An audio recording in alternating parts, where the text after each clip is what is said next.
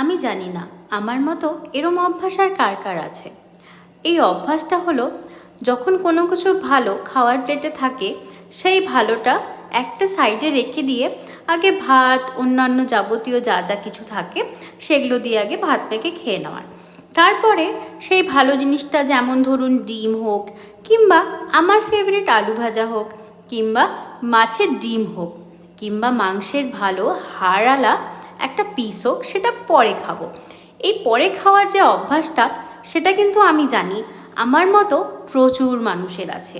এই জিনিসটা কিন্তু 90s যারা কিডস ছিল তাদের মধ্যে প্রায়ই লক্ষ্য করা যায়।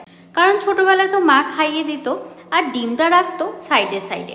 তারপর যখন ভাতটা খাওয়া হয়ে যেত, আরাম করে সেই ডিমটা ভেঙে ভেঙে অল্প করে খাওয়াতো।